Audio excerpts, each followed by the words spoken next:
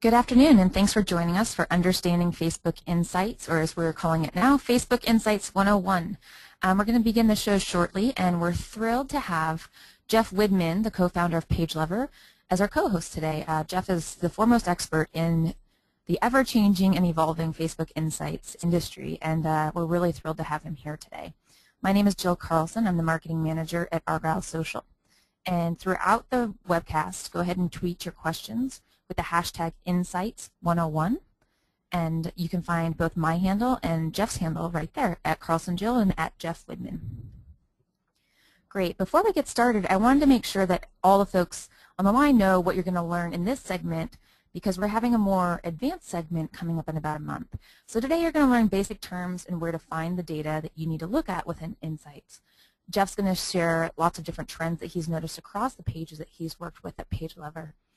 And we're going to go ahead and touch briefly on the changes in timeline that impact your page and what you need to be concerned about. If it seems a little bit too basic, please sign up now for our Insights 201. It's the more advanced segment, and that's going to be in April. And it is at ar.gy/insights201. And we'd love to have you then. Great. So we're going to go ahead and jump in and talk about just the overview of Facebook analytics and which metrics actually matter. And when Jeff and I have spoken previously, we kind of boiled it down to 4 metrics: fans, views, engagements, and PTAT, which we will learn very well throughout this webinar. That is people talking about this. We're going to go ahead and dive into each of these individually, but it's really important as we move forward to remember that the goal itself is not to be good at Facebook in and of itself, but it's to be good at business because of Facebook, not good at Facebook. And using all these different metrics, you can help move the needle for your business. Jeff was kind enough to share this great graphic that he and his co-founder of PageLover created, and this is what they consider to be Facebook metrics visualized. The great thing is, if you look at the different quadrants, we're going to go ahead and start up in the upper right-hand quadrant with the green, in the green section.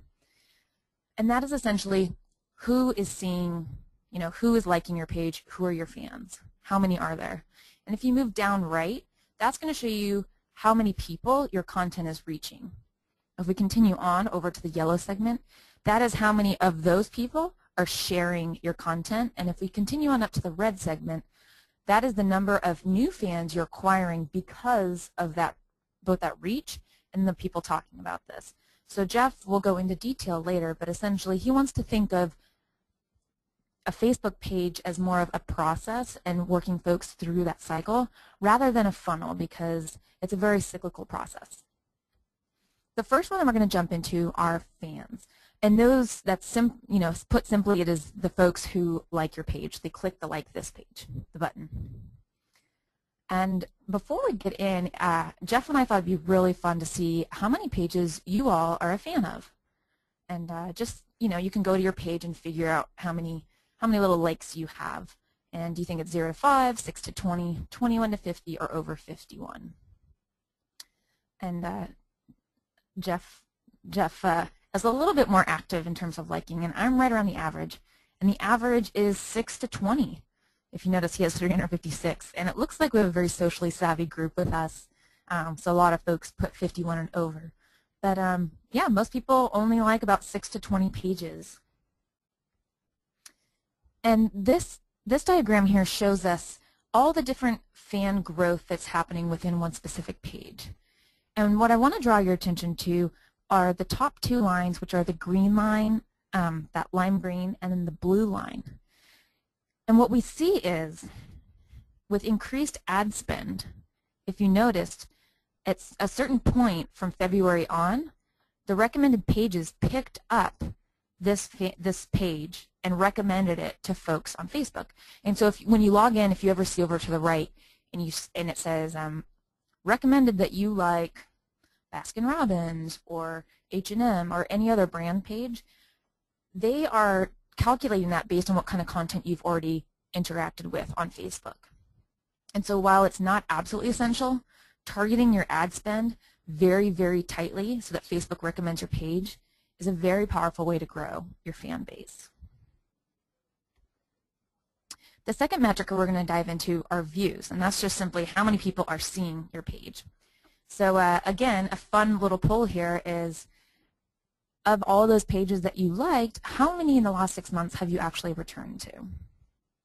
And when Jeff first asked me this question, I couldn't recall, and that's because most folks don't go back to pages at all.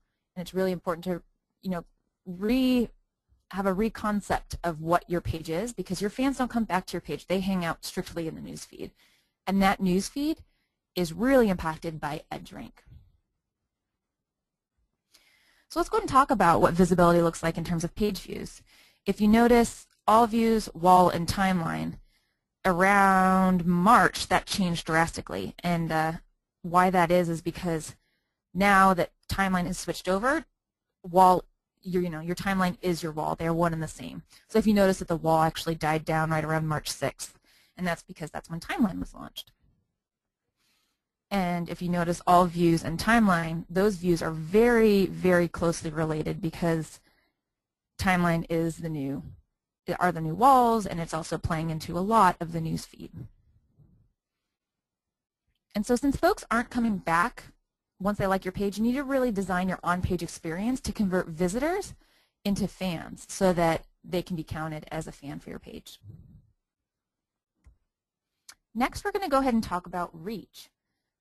You can find reach in Insights on that far right column. It's also that top blue line, and on this slide, it's also that number 518. And what this means is this is how many people your content was in front of in terms of their newsfeed. And so we're looking down at the blue quadrant here, and Jeff's going to go ahead and tell us a little bit about what he sees here.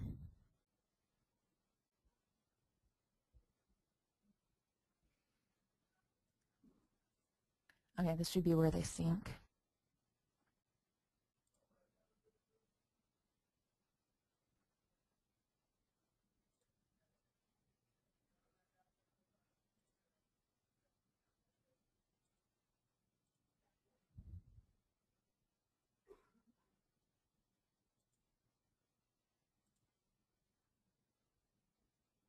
Okay. Good afternoon. Thanks so much for joining us for Understanding Facebook Insights, or as we're calling it, Facebook Insights 101. We're really thrilled to have Jeff Widman with us today. He's the co-founder of PageLiver, and he works with 4 of the top 10 brand pages on Facebook to help them grow their fan growth, their reach, and their engagement. I'm Jill Carlson. I'm the marketing manager at Argyle Social, and we're thrilled to have you with us today. In today's lesson, you're going to go ahead and learn a little bit about basic terms and where to find the data within Insights. Jeff's going to share trends across multiple pages that he's seen, and then we're going to talk a little bit about changes in timeline that will impact your page and also your brand. If this seems a little bit too basic, please feel free to hop out and go sign up for our Insights 201, which is going to be the more advanced segment in April, and that's at ar.gy/insights201. Again, if this is too basic, feel free to hop out and go sign up for Insights 201. With that, let's go ahead and jump in and talk about just an overview of Facebook Analytics and the 4 metrics that we're going to focus on today. The 4 metrics are fans, views, engagements, and people talking about this, or as we'll refer to it, PTAT. But it's really important as we start talking about all of these metrics that you know that the goal is to be good at business because of Facebook, not to be good at Facebook in and of itself. It's supposed to be driving the needle, moving the needle for your business.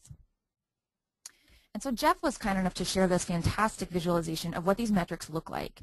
And he shared with me that it's really a life cycle of a fan, and it's not so much a funnel. And he and his co-founder put together this graphic to go ahead and show us up in the right-hand quadrant of the green. That's how many fans you have, and then as they start, they click like and they become a fan, then all of a sudden they start seeing, if you go down into the blue segment, they start seeing your content, and that's how many people your content reaches and how many eyes it gets in front of. And then once they interact with it, that's when it turns into people talking about that's that yellow segment over on the left. And that's when your fans are sharing your content for you. Sharing, liking, recommending, checking in, all of those different actions we're going to talk about later on in the webcast. But that's when your folks are expanding your megaphone through their own networks. And then the red quadrant up in the top left is actually the amount of new people that are brought in as fans, and they're going to start the whole cycle all over again, those are the people brought in as a result of all of these efforts, and that is going to capture your growth. It might seem a little confusing now, but Jeff is going to explain it in great detail as we go along. So let's go and jump in and talk about fans. And fans, put simply, is the amount of people who are clicking the like this button. So if you notice on Page Lover, they have 963 fans. But before we dig in, let's talk about how many pages you think you are a fan of. When Jeff first asked me this question, I had to go to my own Facebook page to check it out. And on average, folks are fans of 6 to 20 pages. So if you notice, I'm right around the average at 22, and Jeff is a very socially savvy, very active Facebook user with 356 likes. So it's funny to go ahead and take a look of which pages you like, especially now that there's timeline, you can see all of your history of liking something. And Jeff shared with us this great diagram to show what kind of has the most impact on your fan growth. And this will show not only how many fans you have, but where they're coming from. And if you notice on the second half of the half the graph on the far right, we've got two lines that really stand out, and that's the blue line, which are recommended pages, and the lime green line, and that is ads. So that's paid spend. So what we're talking about here is it looks like right around February 12th, the ad spend is increasing. And as the ad spend is increasing, all of a sudden, it looks like Facebook picked up this page and recommended it to folks. And all that means is when you log in, it's that little box up in the right that says, Facebook recommends this for you. And it's kind of targeted based on your interests, where you are, your demographics, all the things that you do on Facebook affect that. And so the power of this graph is to show that if you target your ads so tightly and hit the right people that you are, if you're using very engaging content, Facebook will recommend your page. And that's essentially free advertising right there. So focus your ad targeting very tightly so Facebook will recommend your page and you can grow your fan base. Let's go ahead and talk about views now. In the last 6 months, how many of those pages that you first thought about, the ones that you liked, how many did you actually return to? And you might be having a hard time thinking about this because the average is 0 to 5. Most folks don't return to the pages ever, which is a big reminder and a huge reality check that your fans don't come back to your page. They hang out in the news feed. And that news feed is impacted by EdgeRank and whether or not your items are going to be seen by your fans. So let's go ahead and talk about what page views looks like and how you grow it. If you look at those two lines, the blue line and the purple line are timeline and all views, and they very closely mimic each other in the second part of the graph. And what's interesting here is that red line wall has disappeared, and that is because timeline is the wall now. They are one and the same, and so that's why it disappears on March 6th, and then timeline takes off, and then those are clearly growing together. And since most folks don't come back to your page, it's really important that you design your on-page experience primarily to convert the visitors who first come there into fans who will click the like button. And now let's go ahead and talk about reach. And this is where you can find reach within Insights. I took a couple screenshots here of Argyle's Insights so you can figure out where to find it. So reach is basically unique impressions. So it would be like people, how would be a better way to explain it? Reach would be the unique people who saw your content. And so if you think, I said earlier that views had two different kind of splits. You had page views, but then on the other hand, you also have posts. And then so posts can have per post impressions, which is basically for a particular post, how many times was it seen, and then how many people saw it. So if one person saw it 10 times, it would have 10 impressions, but only one unique impression. In this case, let's say someone visited your fan page 10 times and then also saw 10 of your posts in the newsfeed. Facebook, when they're reporting reach in the graph one, it's going to look at reach across all your page content, so it's deduping across both page views and posts. And the upper one, where you've got the list of posts, is just the number of people you reach with each particular post. So reach, it's a little bit, for me at least, it's a little bit confusing to always keep it all straight of, okay, which particular metric is this deduping against? But but I tend to think of it as either this is across my entire page or this is across particular posts. I definitely recommend every so often going into your list of posts and then sorting it by reach to see which ones are reaching those most people. One of our customers did that, and well, I mean, I can actually tell you who it was. It was the Phoenix Suns, and they went in there. It was one of the first things they did when they signed up for PageLover, and they saw that their most popular posts, as far as reach, and also it turned out as far as engagement, were posts that were text status updates that were less than 60 characters. And the most popular one was simply just, it said LeBron or Jordan and then a question mark, and that one just took off. So yeah, people might have a little bit of an opinion about that. That's so funny. And so when you look at reach within this life cycle of a fan that we were talking about, what are these 4 things we have circled here? Okay, so this is moving, so from, let's see here. So basically you can think of reach split into 3 categories of organic, which is when you post it out, however many fans you see it, they just see it, that's organic. Then you've got paid, which is you might say, oh, a particular status update is really popular, I'm going to change it into a sponsored story. So I get sometimes questions around, well, what's the use of a sponsored story? Basically, the best use of a sponsored story that I've seen is when you're watching your Facebook page fairly tightly and you notice something is just taking off and you're like, wow, this is getting, like every 5 people who see it, 2 of them comment, which is far higher than normal. That's when we would say, okay, why don't I put $1,000 or $10,000 or whatever your budget is, whether maybe it's even only $10, but behind this to really amplify the post that's doing well. Then you've got viral reach. So sometimes in the marketing world, people talk about paid, owned, and earned. That's another way of what you could say here. We'll talk about viral reach in just a sec, or it's basically viral reach is when people talk about you, the PTAT that I talked about earlier, that creates stories that then get broadcast to their friends, and every time those stories are viewed, it counts for viral reach. Okay, so it's when your fans are doing the broadcasting for you, essentially, and it's Yes. sticky content that people are actually accessing. Yes, that's a great way to say it, Jill. Oh, well, thank you. Great. So I really like the concept of a sponsored story because it's very similar to the same ad platform within Twitter even. It's just you're promoting things that you've already tweeted. You're promoting stories that are already organically popular, essentially. So a lot of the value of sponsored stories also there is, let's say something's taking off. Well, if I do put a little bit of paid spend behind it, and people that see it continue to engage with it, they're going to keep adding to my PTAT for free, and then that's going to keep generating more and more viral reach. So again, it's only going to work if you have good content to start out with because you're amplifying that.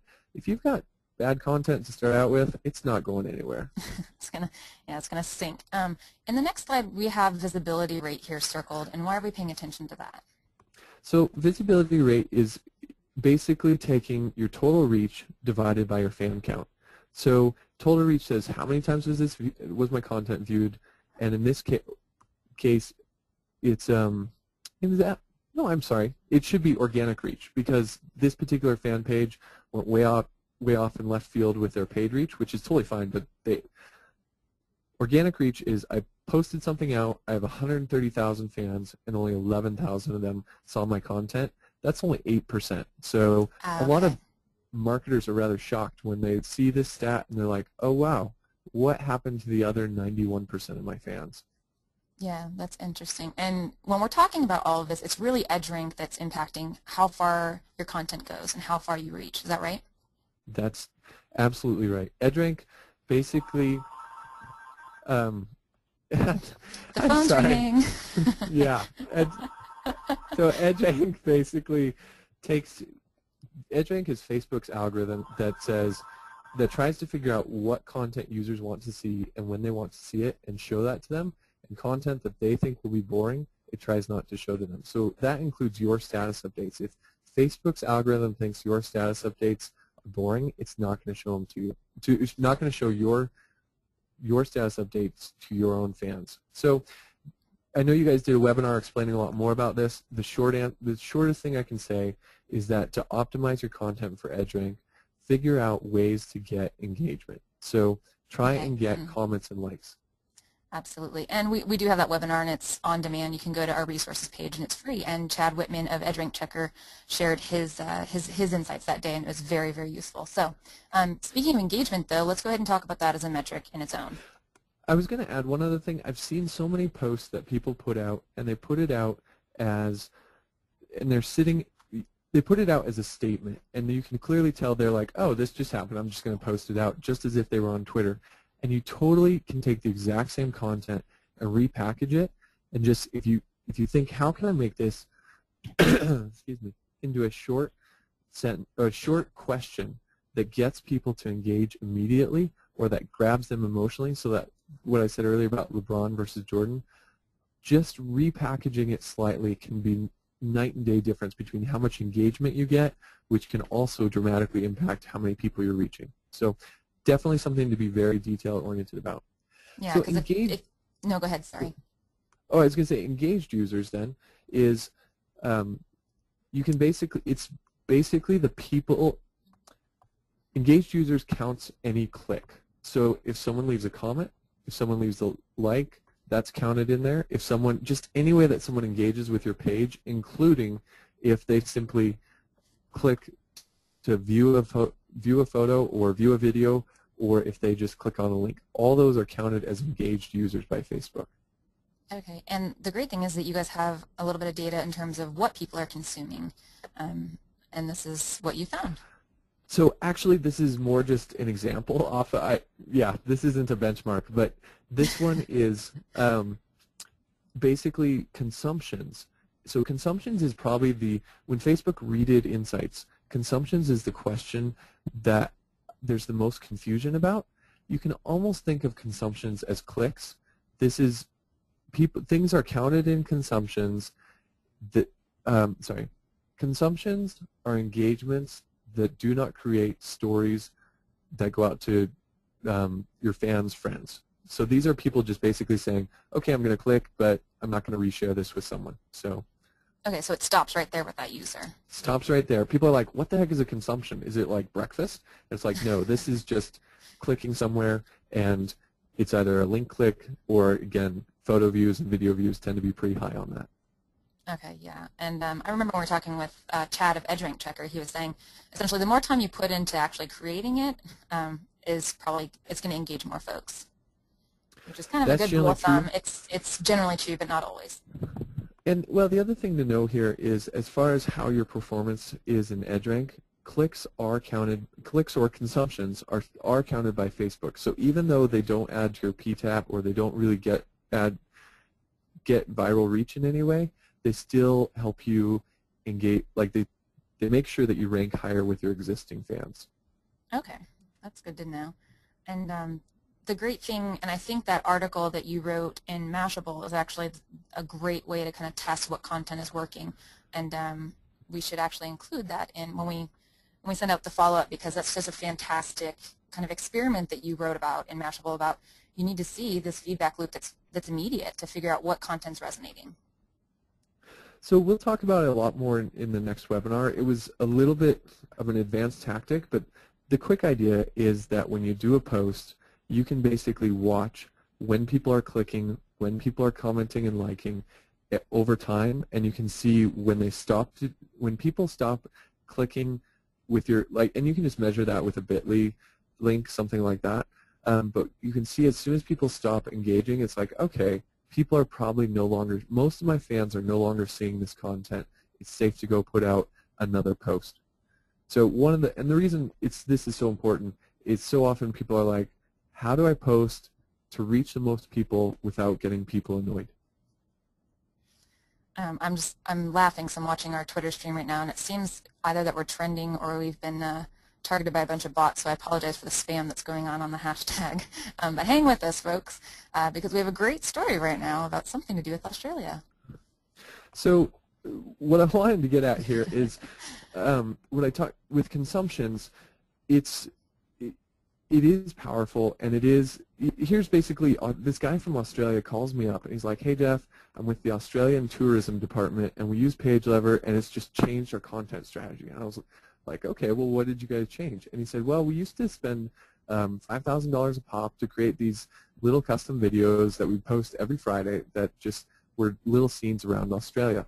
And those did reasonably well. People would view them and stuff. But then what we just ran a couple of, it was more of an accidental thing than anything else. We ran this, let's do a fan-submitted photo contest on Fridays.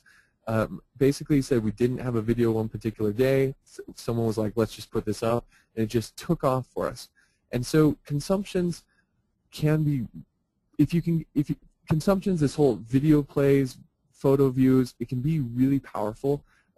He said we basically, people would upload their photos and then people kept viewing them, and it just kept getting, because people kept viewing them, it kept getting more and more. Facebook basically kept saying, oh, this is interesting content, and showing it to more and more of our existing fans who would then engage with it. And he said, we have just totally changed from spending money on creating content to spending money on curating the content that comes in from our fans, and our fans love it, we love it. That's absolutely brilliant. They essentially crowdsource all their content making, and it's truer to form and more authentic. I love that example. And so we've been talking about PTAT a lot, so let's go ahead and jump into it. People talking about this. This is that new metric that they rolled out when they overhauled Insights. So if you look at this list of posts, you have the date, you have the post, you have the number of people who saw it, then you have the number of people who clicked on it in some form or another, and then you have talking about this, which is the number of people who engaged with the story in a way that created a second story that got broadcast out to their friends. So, in other words, if I can get my users to not only click on my links to check it out, but to actually like a post or to comment on it, this is why oftentimes I will, when I'm writing a post, I won't just say, hey, click this link to check it out. I'll say, like if you're excited about X, and then I'll post the link. And the idea is to try and get someone to leave a comment or a like before they click through to the website. And because once they go to the website, they're not going to be on my Facebook page anymore, and they're probably not going to engage. Interesting. Very interesting. And that takes us to kind of the next step in this. And this is, what I wanted to get at here was just looking at engaged users looks pretty high, and yet PTAT relatively looks a lot lower. And that's just, this is the difference between people who are actually, how we used to think of people engaging was, okay, engagements were comments and likes, and clicks was in a separate bucket. And Facebook wants to change the terminology and say, no, engagement is any click, PTAT is comments, likes, shares, things like that, but it's significantly lower. Yeah, because essentially there's just more weight behind what they're actually doing.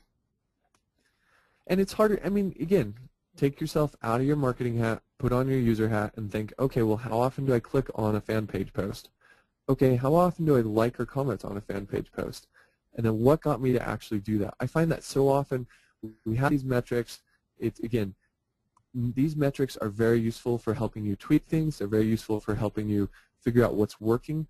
But there's nothing quite like sitting down and saying, well, you know, for a normal human being, what's going to actually get them to engage with this post? Yeah, absolutely. Walk a mile, right? And so I was curious because PTAT actually, it revolves around these, the stories that you're talking about. And let's walk through these. Yeah, let's go ahead and walk through these. So likes, this is not fan likes. Well, I'm sorry, this is fan likes. It can also be likes on a particular post. So both of those create stories that get shown to their friends. And in fact, it turns out, and this is anecdotal, I haven't actually double-checked the data, but a friend of mine said he did a bunch of tests across several million fans, and the stories that got shown that basically were the most viral were the such and such friend became a fan of this page, or such and such friend liked this Argyle social. So these like fan likes are really, really powerful. And what I said earlier about figuring out where your new fans are coming from, recommended pages is a great way, but if your fan page starts to take off, you'll also often see that the newsfeed stories of such and such friend, but where people see their friend liked you, often drives a ton of new likes. So, and the reason I kind of get at that is PTAT is about, these are people creating stories that get shown to their friends, but those stories still get filtered by EdgeRank. And so EdgeRank, just because, let's say your users created 1,000 stories, if EdgeRank really thinks a lot of those stories are pretty boring, they're only going to show maybe 100 or so views to their friends. So the numbers are all over the place on this. I really haven't seen anything consistent other than the most powerful stories, once they're created, that continue to do well in EdgeRank are such and such liked a fan page. So the mentions, this is just like on Twitter where you have someone tags you in a post, very similar to tags a photo, but it's where in a text status update, shares tend to do very well. And the reason is because shares, Facebook is going to look at it and say, oh, well, if someone likes a post, they're kind of interested. If someone takes the time to comment on a post, clearly they're putting in a lot more time and energy. But if someone actually is sharing a post, they clearly think this is worth telling their friends about. And so it tends to do very well in the EdgeRank algorithm. Answers a question. Questions are kind of this red-headed stepchild. I don't see very many people using questions for their fan page. But I have heard anecdotally, again, that questions and polls from like using the built-in Facebook questions tend to do reasonably well. So recommends your page, very similar to a share. Most of the rest of this is self-explanatory. Comments, post to your wall. Yeah, absolutely. And I really like the share part because it's so much more than a like. It's really truly an endorsement. It's saying, hey, this is good enough for me to broadcast to my entire audience. And the same with recommends your page. Absolutely. Great. And so when we start looking at these engagements that actually create a story, they're all different types. So this is basically, when I look at most fan pages, these are the most common ones that pop up. Is someone tags you in a post, someone becomes a fan, someone comments on your wall, or someone comments on a post that you stick out. And what I did find interesting here, this is the two graphs from the exact same Facebook page, is the deltas between these two. So on the left-hand side you have total stories, and on the right-hand side you have uniques. And occasionally things will pop within Facebook Insights, and I'll get more into this in next month's webinar. It's often not just a particular metric, but comparing one metric to another that things just pop out. So in this case, you can see that user posts, there's a lot of people, like a lot of total stories, 169,000, but only 45,000 people are leaving them. So basically this fan page has a number of people who just like to go and chat on their wall. That's interesting. So those are just kind of real loyal fans who keep coming back. Yep, this is a great way to measure that. Great. And most recently, lots of folks kind of got upset because daily comments and likes aren't available now in Insights, and I wanted to know if you had something to say about that. So basically, Facebook just, Facebook just decided to not make those available, and so comments and likes are totally available on a per story basis. And I think this is, when you look at how you use metrics, I kind of also break metrics when I'm talking about Facebook Insights into there's actionable metrics that are going to change day to day how you're actually doing things, and then there's reportable metrics where it's like, I got to tell these to my client, or I need to tell these to my boss. They're how I'm measured on whether or not I keep my job. Daily comments and likes to me falls into the reportable metrics bucket. I really think that the comments and likes per story are much more in the actionable bucket. So anyway, all this to say, if you need it for your client or your boss, you can absolutely still get it via our tool or via other third-party tools, but you can't get it on Facebook anymore. Okay, that's good to know. And of course, it wouldn't be a webinar with our guy unless there was a cat. Yeah, well, so this was just another story I had is realizing the power of PTAT. I really didn't understand. Well, I understood in theory that posts could do very well if they really started getting engagement, but I'd never really seen a post just absolutely take off until a customer came to us and they said, well, I posted this photo, or I posted this thing right around New Year's, like midnight on New Year's Eve, and everyone was checking their phones, apparently all my fans, and they were just saying Happy New Year's and stuff like that, and my post somehow got into that, and it was a little bit, I forget the exact phrasing of it, it was pretty clever, but people just started liking it. And that post, you could see the graph of impressions over time and also engagements over time. It just kept getting more and more and more popular. And what was happening is that it spread beyond their fan base, because so many of their fans were commenting on it and liking it because they were all in this like very jovial mood. Some of them were probably drunk, I don't know, but they were all just engaging with it. And then their fans' friends started being shown that story, and yeah, absolutely took off. I'd never seen anything like it. That's amazing. Catch people on New Year's when they're really excited and happy. Yeah, when I say took off, like normally these posts were getting 50 to 100 comments or likes, and this particular post got over 3,000. Oh, wow. Okay. So it definitely took off. We're running a little bit short on time here, so I kind of want to whiz through these next changes with timeline because there's so much out there about timeline right now, and we have so many excellent questions. I want to make sure that we pick your brain since you're the expert. Great. I'll be really quick then. Okay, awesome. So first, I'd be curious to hear. Let's just skip this. Skip it. Yeah. Sounds great. So the biggest change, obviously, is your cover photo, and then going along with that, if we keep flying through this, Facebook basically, let's keep going there. Facebook basically took away default landing tabs. This is the biggest deal for page admins, and it means that you need to now, it's a lot harder to just persuade fans with like, hey, click like, and we'll give you candy or something like that. So that tends to, I haven't checked it for sure, but my intuition says that you're going to see page views, people who visit your page, fewer of them are going to convert to fans. So, however, Facebook and they turn into those thumbnails right there that are right here on this page. These 4 windows. Yeah, right? they do. And Facebook also rolled out these custom applications, and the jury's still out on them about where you can do custom actions, where it will be maybe so you could say, you know, I measured something with Argyle and using a custom verb. I drank something and I tried on a sweater with and I ate this. Yeah. So a lot of that, you know, I'm just saying it's out there. It's to be aware of. We don't know quite what the results are going to be. Great. And then the new timeline format, of course, wall posts appear completely differently than they did before. The biggest thing I find is it's a lot easier to scroll, so I very much recommend that you, before you convert your page or soon after if you already have, just scroll through your fan page at least once all the way back to the beginning, and if there's any particular posts that for one reason or another you don't want to be seen by people, it might be good to hide those. Yeah, do a little bit of spring cleaning before everyone comes and sees your page and all of your years of history. So the last question I've really heard a lot of people saying, okay, timeline, it's out, it's a very visual difference. You can see suddenly, wow, this fan page looks totally different. Is it changing engagement?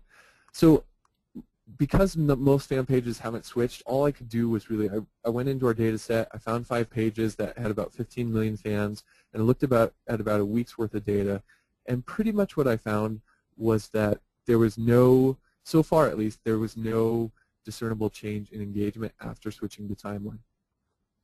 That's interesting. And this might actually be a moot point come March 30th because everyone's switching over. Yep.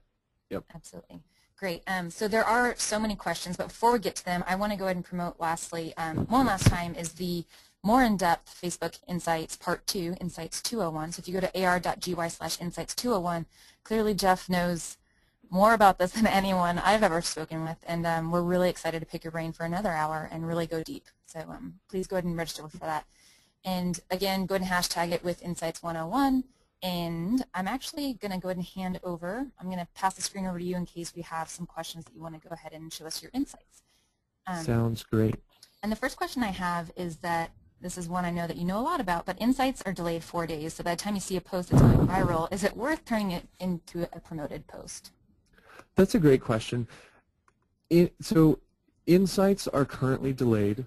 Facebook has announced that real-time insights will be coming, and that will change the game. I'll talk about that more next webinar. But it's very easy to still measure. Like, you can just look at your posts and you see comments and likes. Those are near real-time.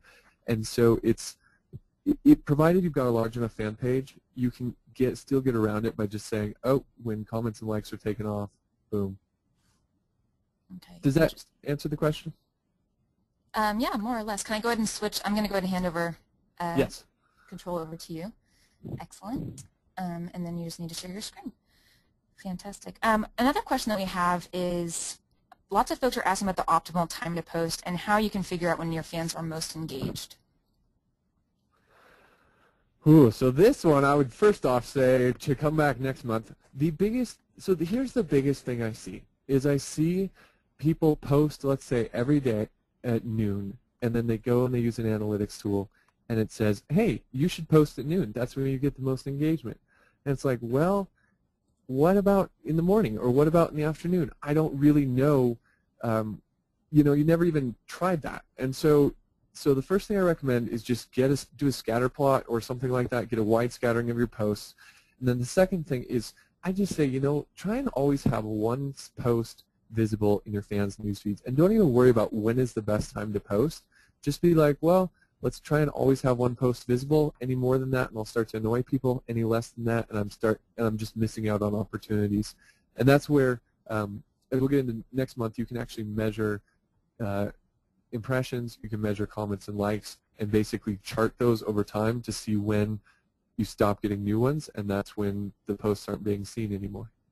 Great, and it's really important when we do walk through that next month that you do it specifically for the page that you're talking about, and not to make broad generalizations about pages in general, unless you have such a wide data set like you guys do at PageLover. That's right.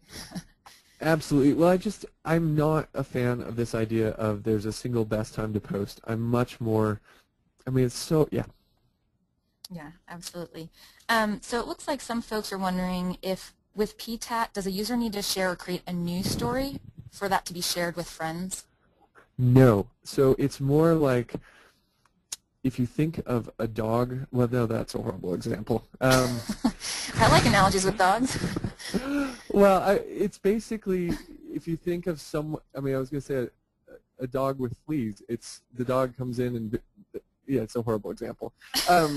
So basically, when someone engages with your content with an action that counts under PTAT, it creates a story automatically. So they don't have, other than shares, just by them engaging with your page, it's just creating what I would call almost a sneezer or a viral post that gets pushed out to their friends.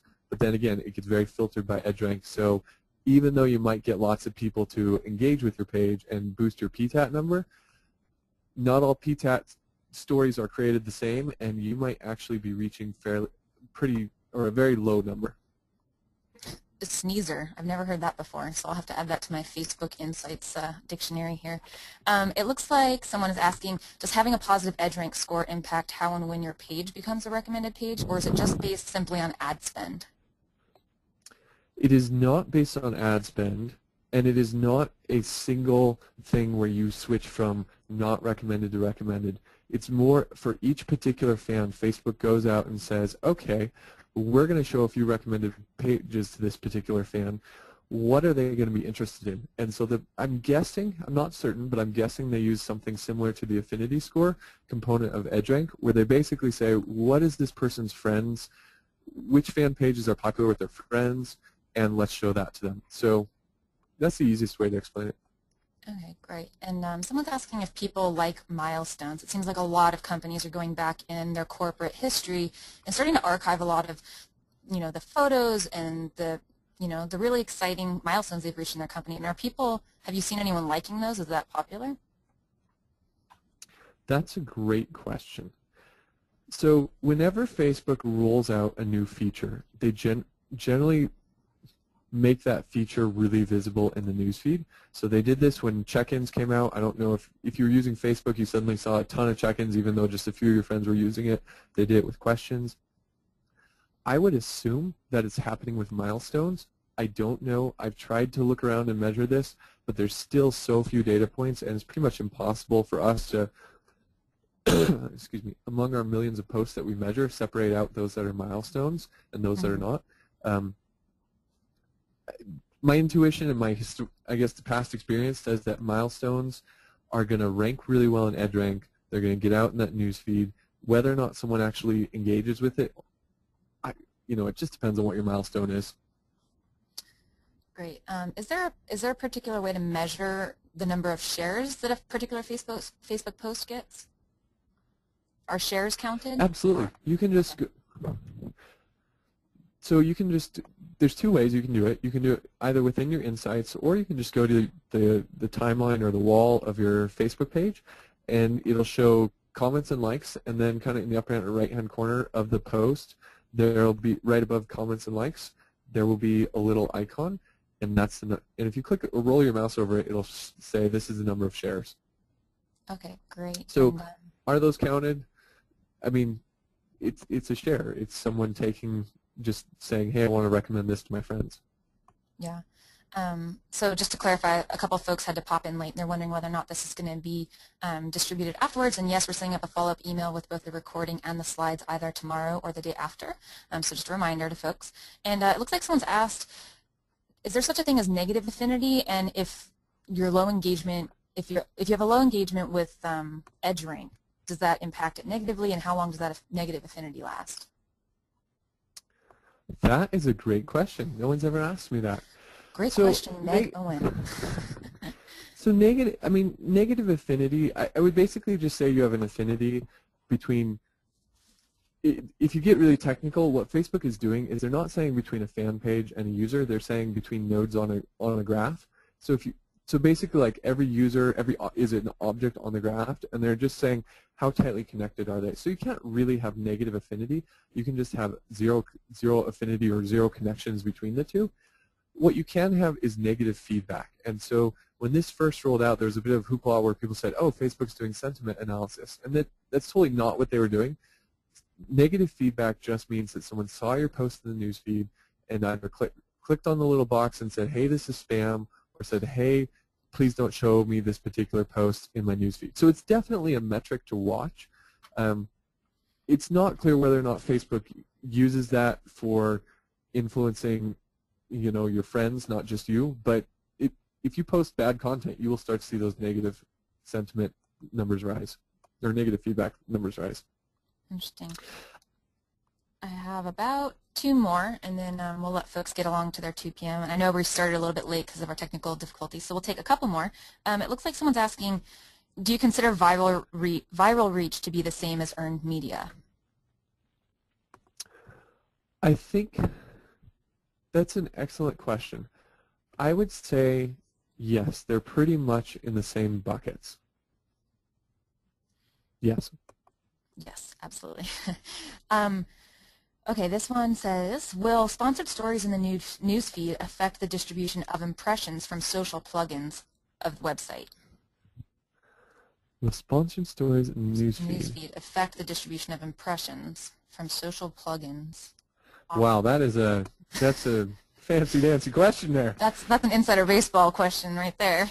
So what this person is asking is saying, hey, I have plugins on my website, and then I'm doing sponsored posts on, it sounds like on their posts from their Facebook page.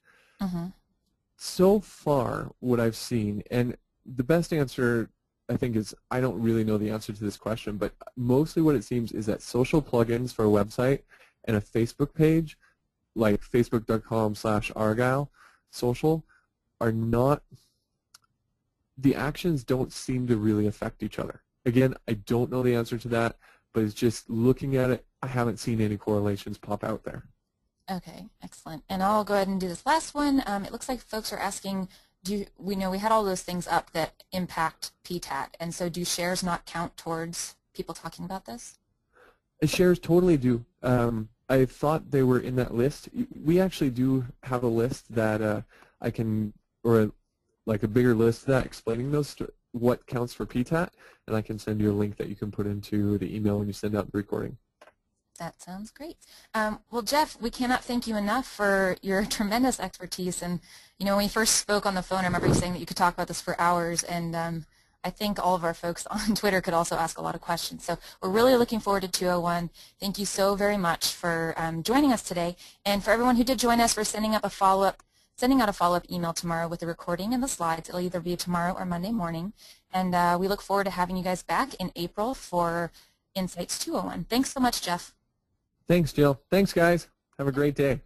Bye.